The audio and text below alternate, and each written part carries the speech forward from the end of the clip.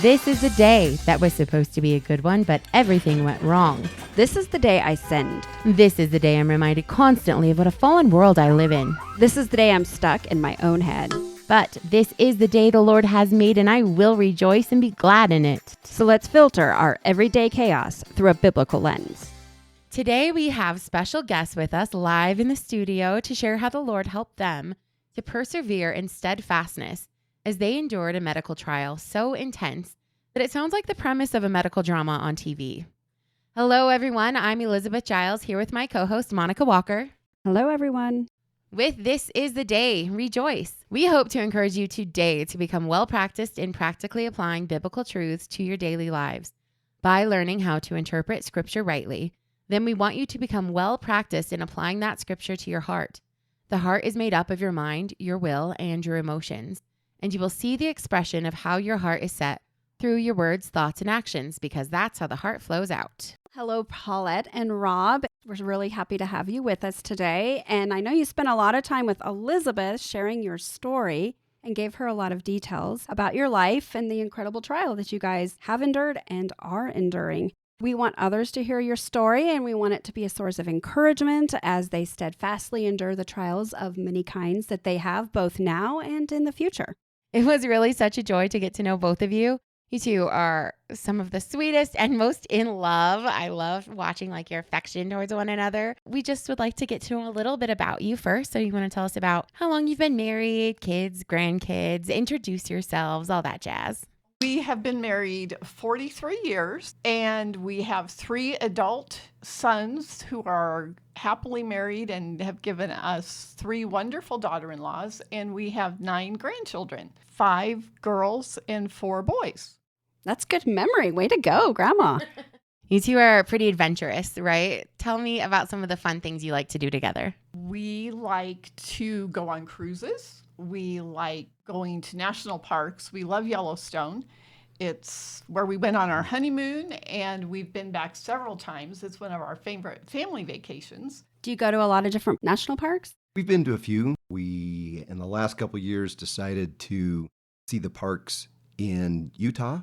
So we've seen 4 or 5 of those now, and we went to the North Rim on the Grand Canyon. Outdoorsy adventures are your jam, right? Pretty much, other than grandchildren. We like to do outdoorsy stuff. Except her idea of camping is a Motel 8. That's my kind of camping too. Actually, you guys are super busy with your grandkids. This was one of the only nights we could get you because you are very supportive of all their athletic pursuits, right? Yes, our oldest grandson plays high school basketball, and then his brother is a middle school wrestler, and then one of our granddaughters is a volleyball player. I have to know, do you quietly clap or do you scream and cheer? Yes. I try not to be an embarrassment to my grandchildren like I was to my sons when they played hockey. It depends on the reffing. That is very fair, yeah. Well, you are living a full and happy life now, and in most ways you always have. But in 2020, your lives changed in a pretty dramatic way as Paulette was changing in such an intense way that eventually it became undeniable and obvious to all who knew her. Can you tell us about that? I think the changes were really becoming evident mid-2019. It was in 2020 when I was finally diagnosed. And I had just become very lackadaisical about stuff, didn't care about my housekeeping, which was a huge tell because I am very fastidious about my home. One of our sons, our youngest son and his wife who live in Houston, they'd had twin boys in September, and I had gone down to help with their 2-year-old daughter while they were dealing with twin babies, and it kind of became evident to them I wasn't my normal energetic self. And as soon as dinner was over, I went to bed. And then others of our kids noticed that I was not my normal self and thought I was struggling with depression. Apathy is a word I would use in general about everything. Mm-hmm. Just not caring. Mm-mm. As believers, we are to be joyful. So while the world might endure that personality trait and say, well, it is what it is, they're just a depressive person, or she's just kind of melancholy these days. You know that's not to be the heart of a believer.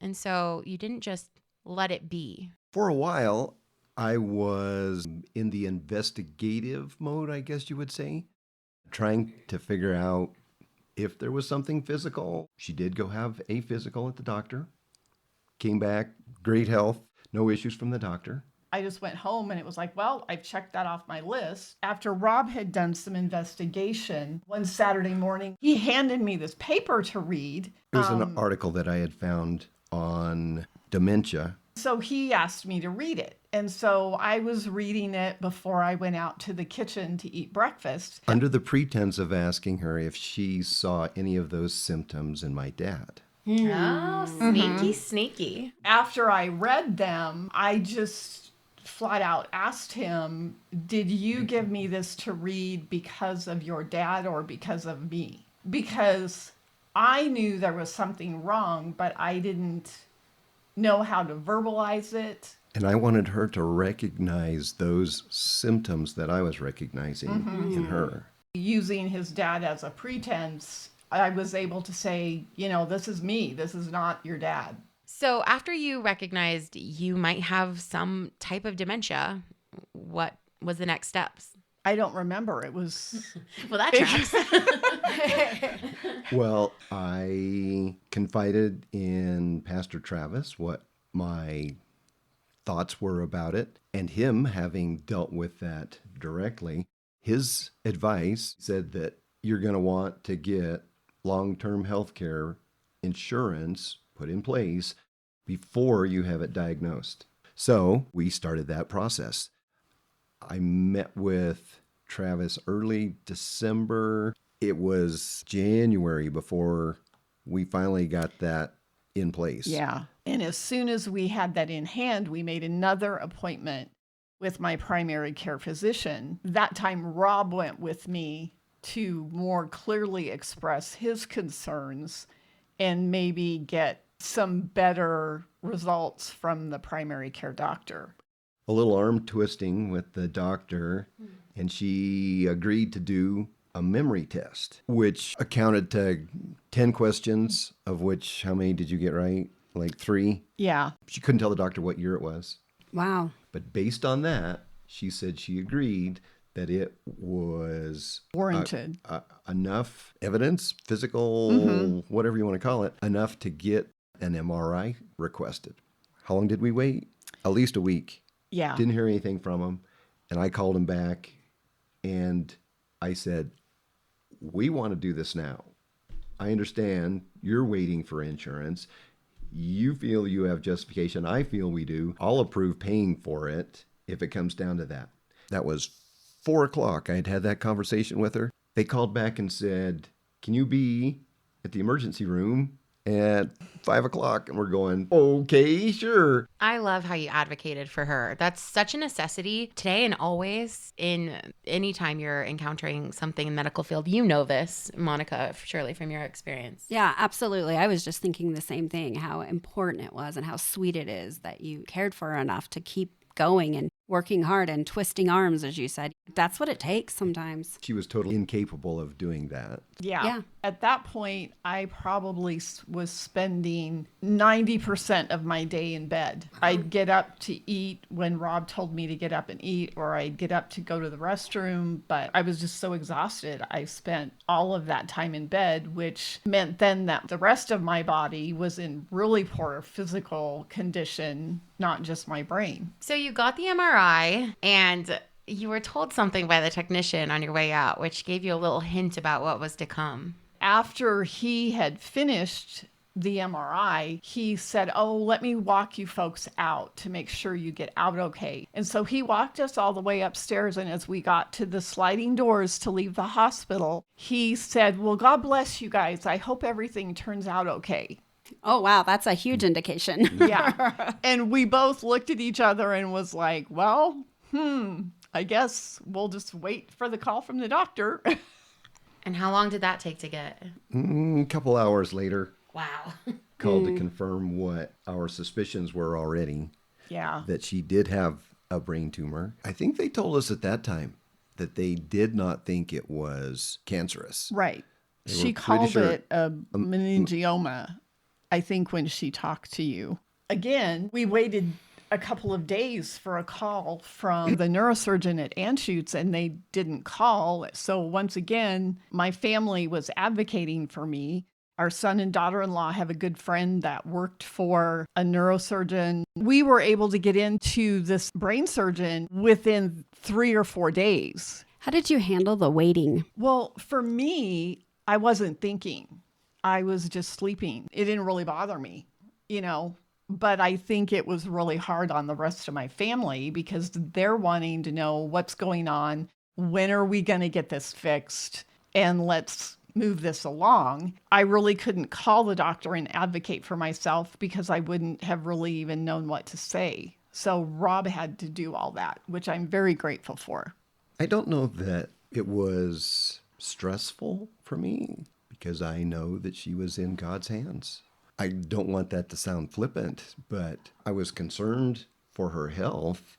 But again, I knew that things were going to be okay no matter what happened. Did you feel relief when you got that phone call that said she has a brain tumor? Yes. I had that same conversation with Travis.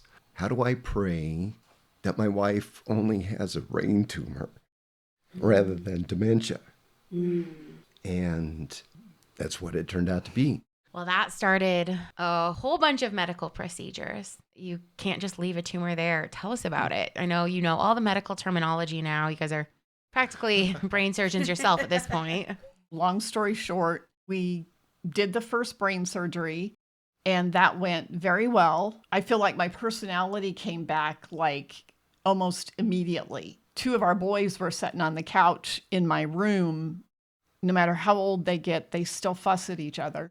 And I kind of reprimanded them and they both just looked at each other and said, "Oh, she's back." Oh, that's so sweet. Because it was just so quick that my personality came back. And I immediately started to care about things and wonder about things. Even in the hospital with the pain meds, it was hard for me to sleep because I would wake up wondering about all the stuff that had gone on for the 6 months that I was non-responsive. And I had all those words to get out that I had not, that was one of the huge symptoms is I never spoke unless I was spoken to before the surgery, which is not me. And so I had all these words built up that I just needed to get out. After we got home from the hospital, I would wake up during the night thinking of things I needed to ask Rob about when we woke up. As soon as I would hear him rustling in bed like he might be awake, I would ask him if it was okay if I started to talk. And he's like, "Oh, just give me 5 more minutes." I love that. Those advocates need to rest. That's right. Tell us a little bit about the actual tumor because it wasn't tiny, right? It was about the size of a large egg, and it sat right between her eyes on what they call the bottom of your skull, the floor of your skull. So where the brain cavity inside turns, it was sitting right there. So it was pushing out on her frontal lobes. It was impacting one of her optic nerves as well. I couldn't read my Bible anymore or I read anything. I could read better on an electronic device, and it had also completely eradicated my sense of smell. Oh, wow. And that was like way before COVID. Ended up being permanent. Yes, I don't have, in fact, a kind of a joke now when Rob's cooking dinner, because he does most of the cooking, I'll walk into the kitchen and say, "Oh, it smells so good." Yeah. Well, it also impacted my balance. I was falling a lot. It impacted my personality. Not only did I not care or I didn't talk a lot, but when I was out in public, I would just blurt things out that came to mind. Like, I remember we were at one of our grandson's baseball games and we were walking behind some people to the car and they weren't walking as fast as I thought they should. And so I'm like just talking out loud about how I wish they'd get out of our way. And oh, goodness. and Rob is like, "Shh, shh." Was that before or after you got diagnosed? That was before. Oh, so you were very patient.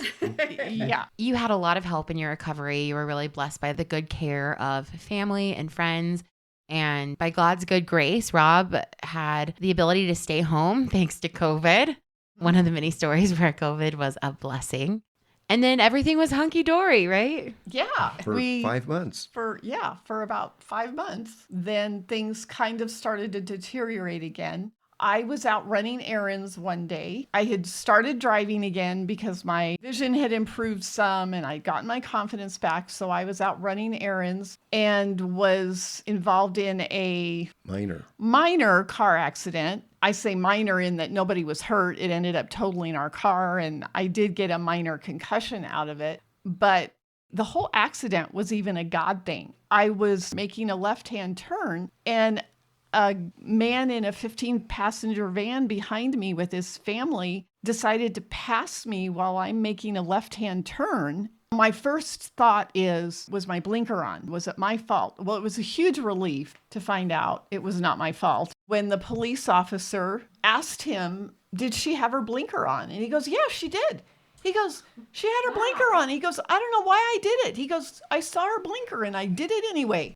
I didn't go to the hospital that day, but then you know how you get jostled around and you think, oh yeah, that hurts. So I did seek medical treatment and found out that I had a minor concussion and had a little bit of shoulder issues. But it was about 2 weeks after the accident, I noticed this bump on my forehead that was like somebody whacked me with a broomstick or something. And it just appeared like overnight. Yeah. So, you call the doctor and they're like, oh, I think it's just a residual of the brain surgery and stuff.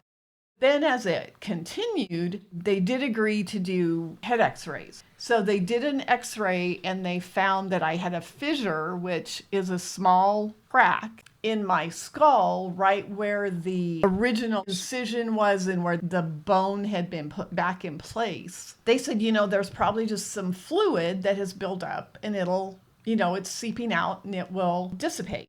A follow-up MRI had shown that there was some residual fluid in that location where the tumor was. And they kept saying, well, that's normal. That'll all dissipate. Your body will absorb that and it'll all go away. Fast forward to September, middle of September, they did another MRI because of this issue, and the fluid is all still there. Yeah. And they're not coming up with a good explanation of why that is. Fast forward through months of her dealing with this bump on her head. Yeah. That would change. It would move around on her forehead. I looked like a Klingon.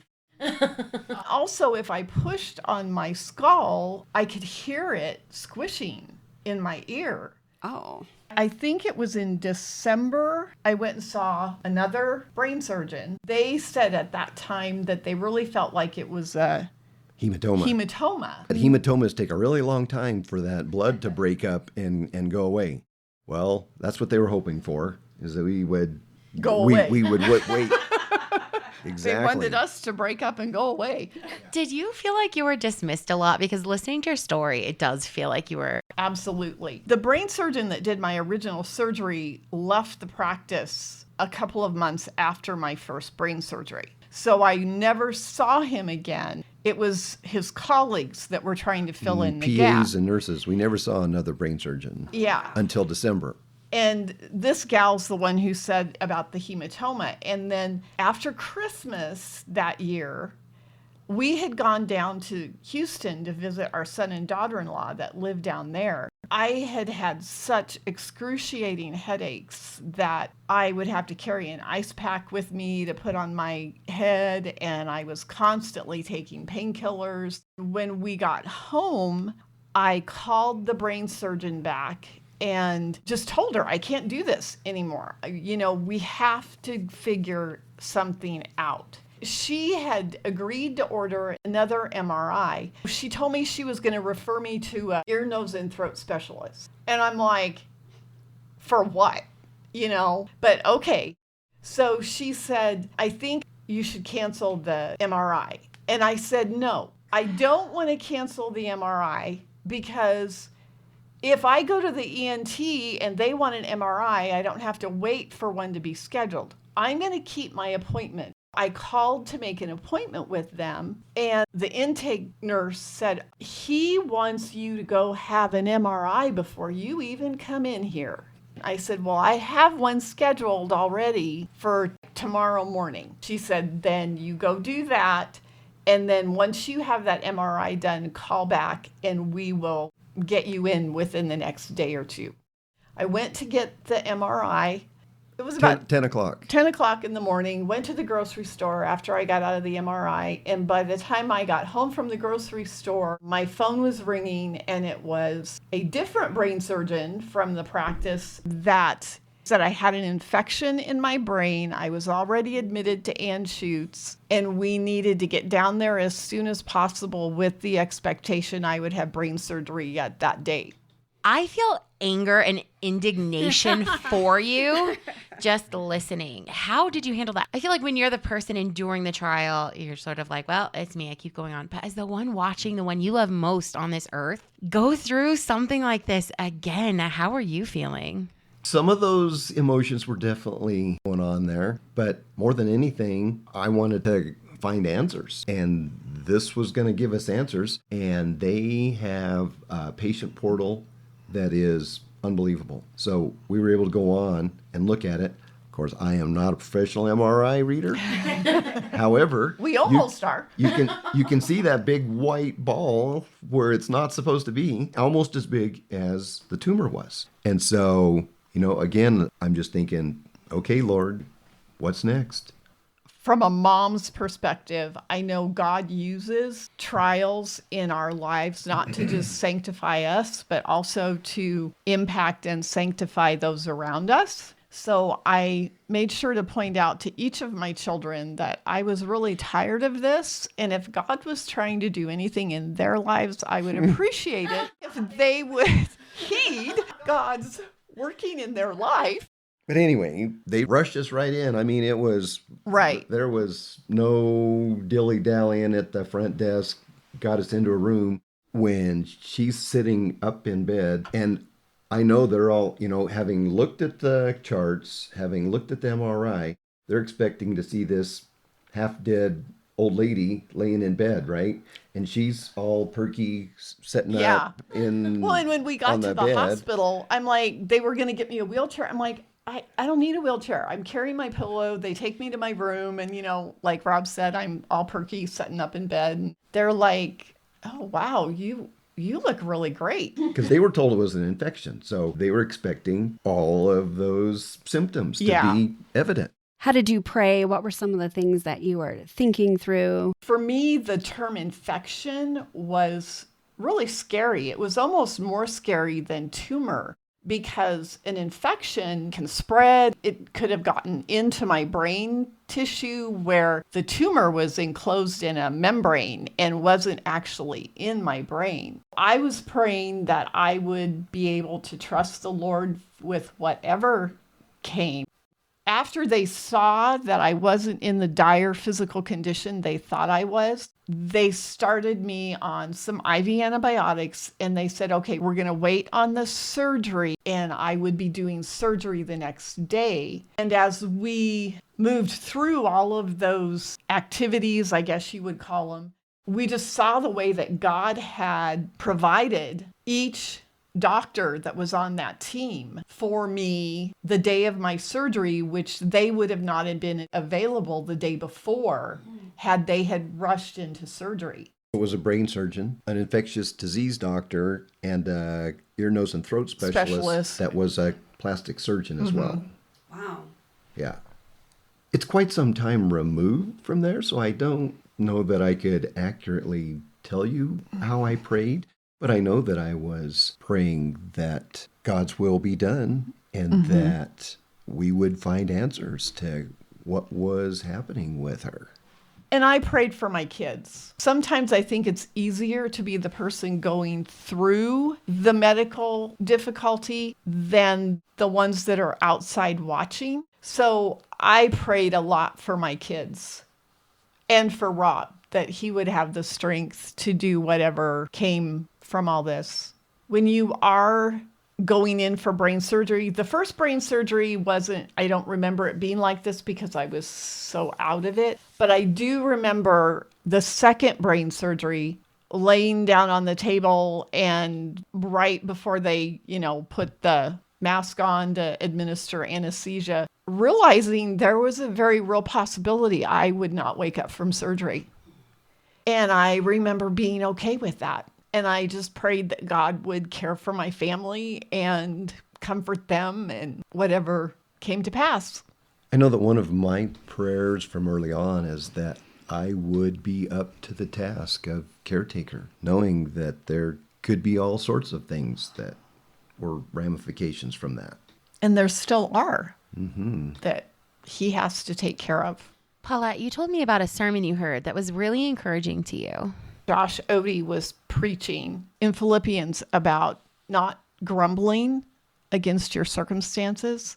He just talked about how when we, God ordains things for us, and when we grumble against the circumstances that we're going through, we're actually grumbling against the holy God that ordained those circumstances for us to draw us to him and to sanctify us. That was such a wonderful sermon for me to hear because I could rest in the fact that I wasn't a victim. This hadn't been done to me, especially with the not knowing what was to come, because this sermon was just probably 2 or 3 weeks before I had to have the second brain surgery. It just really helped me, and I know it helped Rob too, to know that, this was a trial that God is using in our lives to strengthen our relationship with him. It strengthened our marriage, and I know it brought our family closer together. It's so clear, it's so evident in your testimony from this trial alone that you are rooted firmly in the word. And what a testimony that was to everyone you encountered. Whether you explicitly shared the gospel with them or not, I'm sure that the doctors and nurses and people within your realm of care during that time knew and could see so evidently that something was different about you both. That peace that surpasses all understanding when we fix our eyes on Christ, that's the two of you. You really embody that obedience in the Lord. And what an encouragement that is to anyone going through a trial, whether it's as incredible as a brain tumor or as small as dealing with sinning children. Thank you. That wasn't the end, though. You still had more surgeries to come. Right. As I did have this second brain surgery, and it was revealed that it wasn't an infection, it was an abscess that was caused by a mistake that the first brain surgeon had either made inadvertently or a shortcut he had taken, which I really just recalled that sermon that Josh preached, because now it was, okay, I'm back here again, and this is of supposedly man's doing. The doctor made a mistake, but this has still been ordained of God, and I'm not a victim. I'm back here because there's still something God's doing in our lives. One aspect that we really didn't bring up was the fact that had that car accident not happened, we don't know what would have transpired. So just to back up a bit, what the doctor did was he sealed some sinus mucosa inside the brain when he closed up, inside the brain cavity. That should not be there. That mucosa continued to create fluid. That's what created this abscess. That was also what was coming out through this fissure that apparently opened in whatever minor bump that she might have had jostling around in the car accident. Wow. You can see we just have seen God's hand in all of it. And the doctor that was my second brain surgery, as I'm getting ready to go into surgery, I think you and Brett are Googling her. One of the bullet points in her bio on the medical website is that she's known for fixing failed brain surgery. What? So apparently I'm not all that unique. We had the best of the doctors. I was in the hospital for a week. The first surgery, Rob stayed in the hospital with me and did not leave my side. The second time, because of COVID, he couldn't stay overnight. They made him leave at 8:00. That was probably the hardest time for me because he had been such a great advocate for me and taking care of me, even in the hospital, that I didn't like being there by myself. I had my Bible app on my phone, and when he would leave at night, I would turn my Bible app on and it would read my Bible to me all night long. One point that I think we need to clarify too is that the surgery took much longer than they were telling us it was going to. As it turns out, that fluid also damaged the edge of the bone in and around the area of the original incision. And so they had to remove the damaged bone. They put the cover, I guess is what you would call it, back in and reattached it with all of the hardware that they do. However, there was quite a bit missing. She also had a lazy upper eyelid that was going on. They were quick to assure us that they didn't damage any nerves. They wouldn't say they were damaged. They just said they were made very angry. Well, apparently they're still angry because I still struggle with some of that stuff. But that was the reason for the oddity in her forehead, of which we attempted 2 additional surgeries past that to try to fill in those gaps. But Paulette's body does not like things inside of it. Dissolvable sutures do not dissolve. They just get pushed out. Wow. And so anything that was used to try to fill that back out has not worked. The truth is, when we're so consumed with things like that, even medical needs that have to be addressed, it's really easy to make them the idol because it's the forefront of your mind, your brain, literally. How did you keep that rightly ordered? Well, I think that because we've made church a priority, we had those relationships with friends and our family and stuff that I don't think they let us make my situation our idol. Plus, I have grandchildren and I want to be a huge part of their life. And I had been in a place where I couldn't watch my grandkids for 6 to 9 months. And I wanted to get back to the place where I could function as normally as possible so I could participate in their lives. There was a lot I still wanted to do.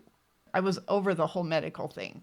And I still have issues. Like my vision is the biggest thing now, but we still go to the kids' sporting events and I just have to be really careful. And Rob takes care of me and gets me up and down the bleachers. And if I need extra help, the kids help.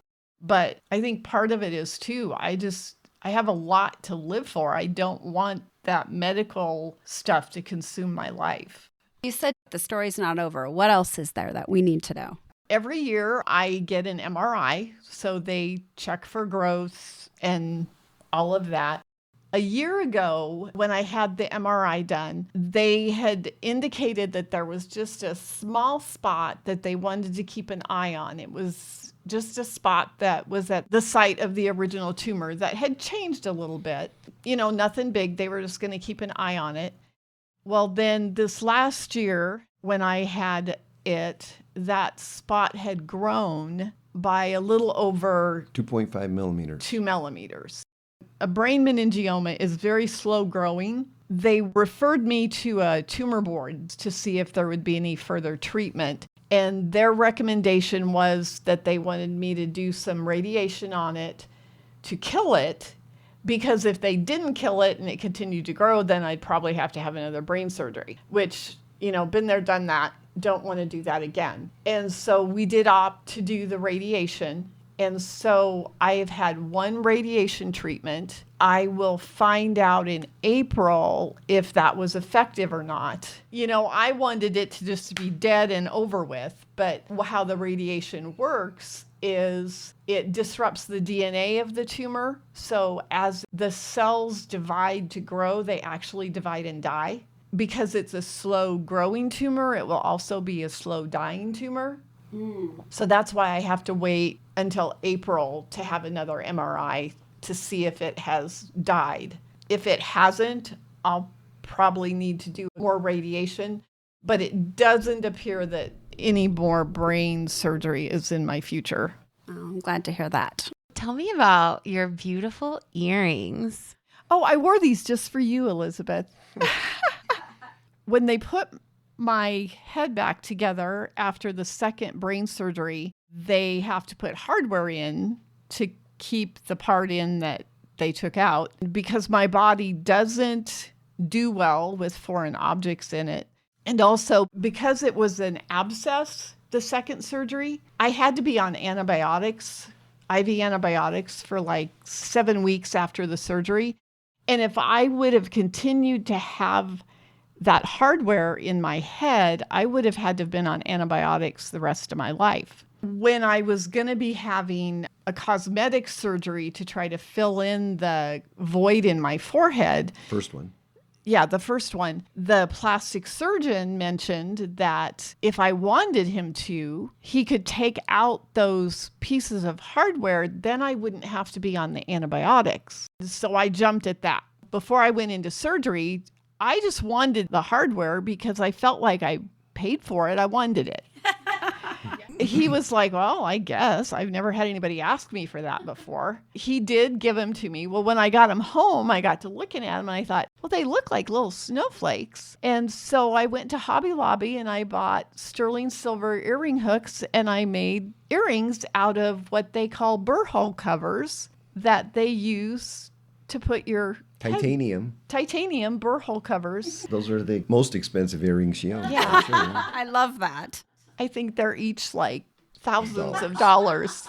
If any of our listeners are going through any kind of medical trial, or honestly, trials might feel like they're very, very different, but in the end, if you're a believer, it's for our good and God's glory. But the temptation to sin and the temptation for despair is great.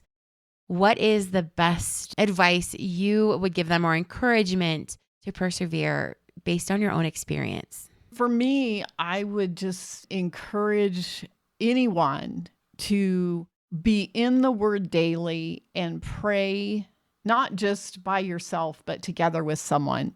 It's really encouraging that Rob and I are able to pray together. If you have someone you can pray with and have them pray for you, because even now that I'm this far out of the medical crisis, there are still days where I could easily have a pity party and get sucked into that victim mentality that this has happened to me. But to just be in the Word and realize that God is using this in my life and the lives of those around me. And that anytime I can proclaim God's goodness through this, it can be an encouragement to somebody else. I would echo those things. I would also encourage anyone that might be going through something like that to find a pastor that they can confide in, that they can seek counsel and wisdom from them as well. The word steadfast comes to mind so many times when I was talking to you two, and even now listening. In fact, it came to mind so much, Monica and I decided to do a whole episode based on studying the word steadfast because of how encouraging it was to hear you being steadfast through such great suffering. It means to endure, bear bravely and calmly, to persevere with firmness, even the worst of trials. It's right to say that you both suffered steadfastly and well, the very embodiment of James 1:2-4, which says, "Consider it all joy, my brothers, when you encounter various trials, knowing that the testing of your faith brings about perseverance. And let perseverance have its perfect work, so that you may be perfect and complete, lacking in nothing." There's so much more to their story than what you heard today, and the Hastings were kind enough to include some incredible, fascinating pictures too. Please go to our website at thisisthetdayrejoice.com and click on Stories of Grace to read all about it. We want to thank you guys for being here and giving us a great amount of time tonight. It is just a treasure and a blessing to hear from you. Our pleasure. Thank you. If you've heard nothing else today, hear this, that God who has always existed is good, perfect, and holy. He created man in his image, but Adam and Eve sinned, separating mankind from God eternally. Now all humans are born sinners, and there's nothing we can do on our own to make that right. So God, rich in his mercy, sent his Son, Jesus Christ, to live a perfect life on earth, and then allowed himself to be murdered on a cross, taking on the full punishment of sin for those who repent and believe in him. But you must respond to this truth by turning away from your sins, putting off your lifestyle of sin, and putting on a life of righteousness that is made possible by the Holy Spirit who indwells believers. If you do not, the consequence is not only eternal separation from Christ, but eternity spent tormented in hell as the just punishment for your rebelling against a holy God. Christ offers mercy instead of the justice we deserve to those who repent and believe. So if you have questions regarding salvation or anything else we shared about or the Hastings shared about today, please contact us. We believe and follow all the same doctrines and teachings as our church. So if you'd like to learn more about them, they're linked on our website.